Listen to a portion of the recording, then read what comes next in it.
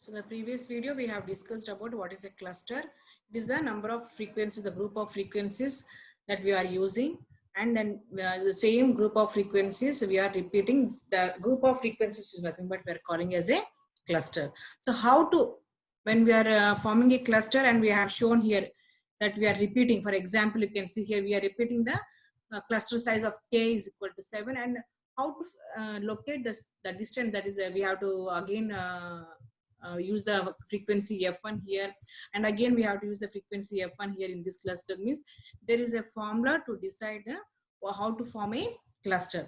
That is up to which distance we have to again use the same frequency. There is some formula for arranging or for designing this pattern. So the cluster size, this number of cells per cluster is nothing but, already we have seen, it is capital K.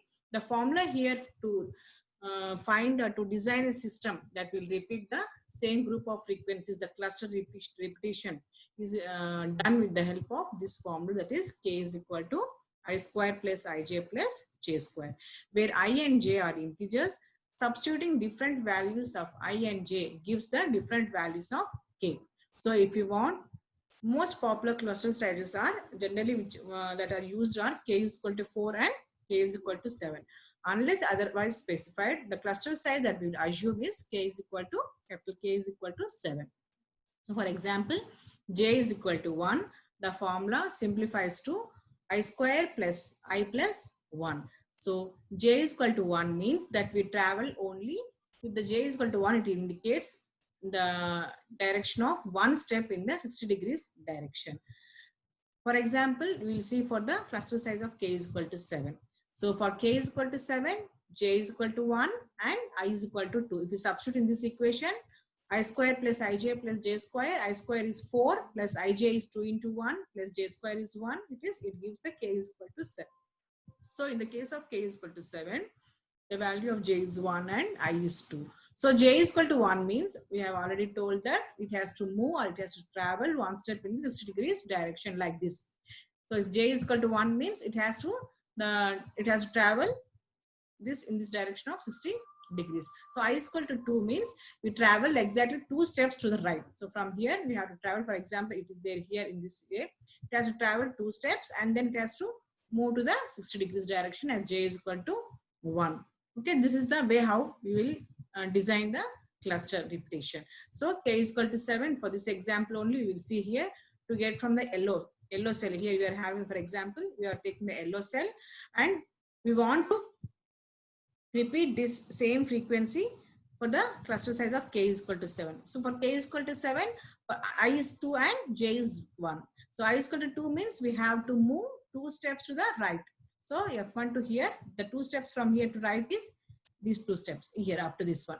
This is 1 step, this is 2 second step, and here we have to stop in the middle. Then J is equal to 1 means 60 degrees direction we have to move. So here it is there. 60 degrees direction means this is the 60 degrees direction. So here again we have to use the same frequency. In this manner, we have to repeat and the same frequencies, and we have to form this one bigger cluster in the broader area. Okay. So you can see here. For example, this is the example given for K is equal to 19. Here I is equal to 3 and it has to move 3 steps. You can see here the same. This is the frequency A. We are calling some frequency, and we are going towards right. The 3 steps you can see right, and then we are using the J is equal to 2 means 120 degrees. For one step, J is equal to 1 means 60 degrees. J is equal to 2 means 120 degrees. So then turn 60 degrees counterclockwise. So in this way, you can see we are repeating the same frequencies. So to find the nearest co-channel neighbor of a particular cell, move I cells along any chain of hexagons, then turn 60 degrees counterclockwise and move J cells. Okay. So if all the cell sites transmit the same power, then K increases and frequency reduced distance D increases. So this increased D reduces the chance that a co-channel interference may occur. That is, we know, as we have shown in the previous slide, the 2 circles. So if the distance between the two same frequencies that we are repeating increases means co-channel cell interference will automatically reduce. What is a co-channel interference? The interference caused due to the usage of same frequency adjacent cells that are causing is called as co-channel interference. If we increase the distance between these two co-channels, obviously the co-channel interference will decrease. Theoretically, a large K is desired. However, the total number of allocated channels is fixed.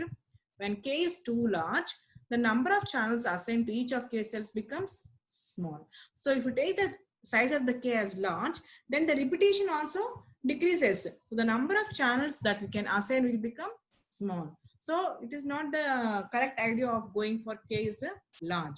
So it is always true that if the total number of channels in K cells is divided as K increases, trunking inefficiency results. The same principle applies to spectrum efficiency also. The total number of channels are divided into two network systems serving the same area. Spectrum efficiency will definitely increase. So now the challenge is to obtain the smallest number K. The size of the K must be in such a way that it should not decrease the usage of the spectrum efficiency. It must increase the spectrum efficiency so that can still meet our system performance requirements. We have to see that the size of the K must be small and it has to also meet the system performance. What is system performance requirements? Is nothing but it must be able to provide more number of subscribers by reducing the co-channel interference. So this involves estimating co-channel interference and selecting the minimum reuse distance to reduce the co-channel interference. So what is the co-channel interference reduction factor? Reusing an identical frequency channel in different cells is limited by co-channel interference between cells, and the co-channel interference can become a major problem because as we are repeating the frequency, because of this there is a chance of causing interference.